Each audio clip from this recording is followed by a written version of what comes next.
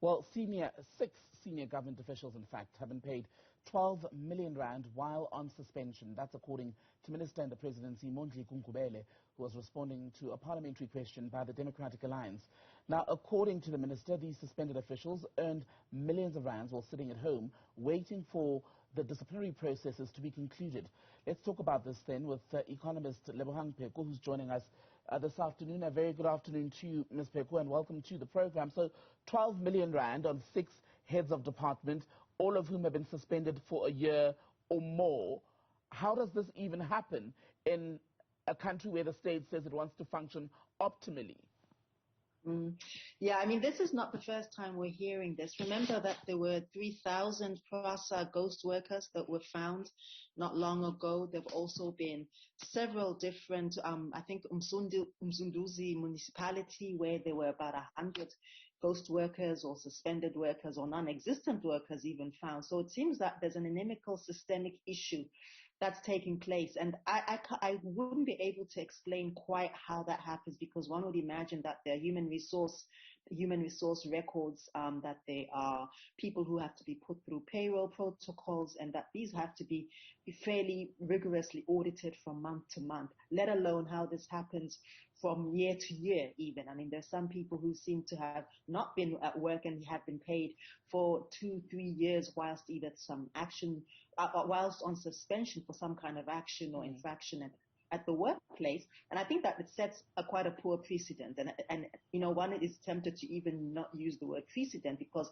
it's become more of a systemic, it's become systemic. There's something very wrong. And I think it sets the precedent that if you just, loiter around, or if you're, even if with misdoing, with misconduct, it is still possible to be able to gain a salary, that there are no real consequences per se. And whilst one will appreciate that suspension is not per se guilt, it is also important that then these sorts of actions and these sorts of investigations must be tied up, expeditiously. They must be tied up and resolved timelessly within 2 to 3 months even, so that we don't have the specter of folks staying on the payroll. And then the other thing is, oftentimes even these high profile issues, they just disappear. So at some stage then people are then recycled, either in a municipality, in another state-owned enterprise, a year or two later, without even a sense, any real report back in the public domain as to what actually became of the issue. And I mean, the other thing at a higher level of government is we're also in an era where DGs, for example, you'll hear that a Director General has been suspended, and then the DG will say, well, the Minister will say suspended because of whatever irregularity, but the DG will say what's actually happening is that we're simply not getting on. And that in any other environment would be unacceptable, would it not? I mean, there are some issues which seem to go into the realm of whether it's constructive dismissal, whether there's a lack of basic human capacity to engage positively. There's a lack of mediation processes that seem to take place, because suspension, as you know, Tamigile, that's it's an extreme measure. So, I mean, one would imagine that there has to have been some kind of performance remediation, some kind of performance evaluation. And if it's just a basic personality clash, surely that there have to be ways that for, as I say, the human resource personnel or whoever is involved to then be able to conduct some kind of a mediation. But if it's a case then that people are not getting along to the extent that they stay away from work for a year and 2 years on the payroll, then that's a very broken system. And you mentioned this in your earlier response, just the balance between dealing with a problem, but also fair process, right? Because just because I'm suspended does not mean I forfeit any of my rights. But as you said, if we could wrap all of this up within 3 months, you wonder then how we could then get these departments to be better functioning machines, because often when people are acting in positions, decisions are made because they're not there permanently, and it's communities who ultimately, in some of these cases, are left in limbo. Yeah, I mean, decisions are not made, or there's a discontinuity in programs and projects that were anticipated, different prioritization of the rollout, a different methodology, different management style, different ideas of how to implement these things. And as we say, that's one thing if it's a 3 month, you're standing by for 3 months, 4 months, nyana. But if it's been a year or two, and those discontinuities are still ongoing, then that's a whole different, that potentially can hamper and I think certainly impede the sort of delivery, the sort of implementation that was expected by the community, by the department, by the municipality, by the SOE, as the case may be. And that's really something to think about very carefully, especially because this is taxpayers' money ultimately. You know, ultimately this is money that we all hoy every so often from our salaries and our pay slips from our work to contribute to the state fiscus. And I think that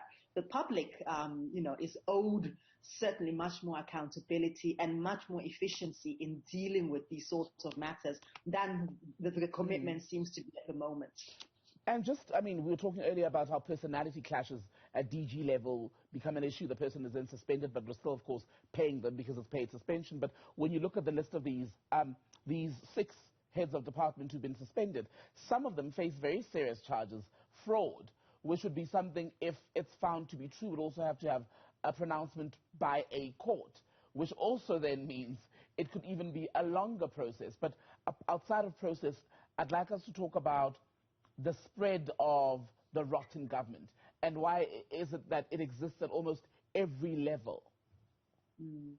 So, we've been hearing again around how government employees have been found guilty for different things like claiming ghost workers UIF. So, it comes in different ways.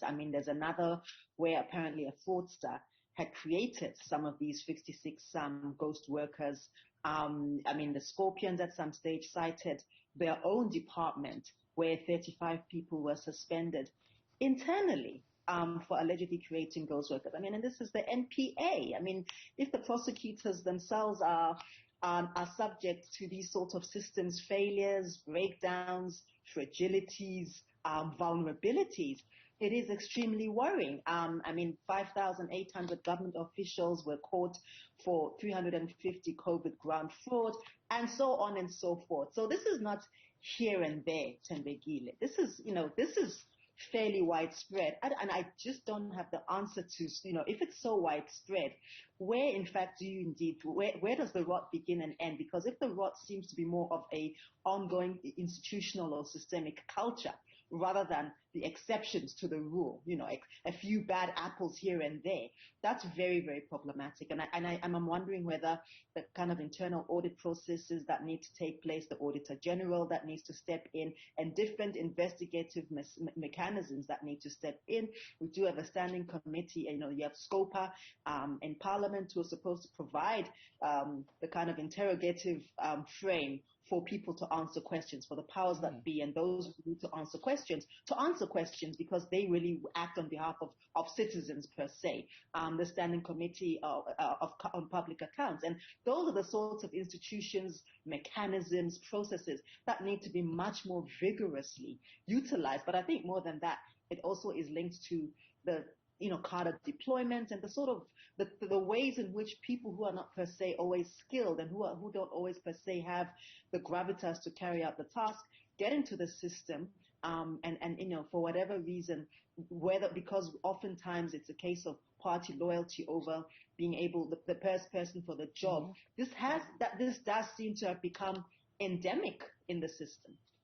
Ms. Lebohang Pheko, good to have your time as always. Thank you very much.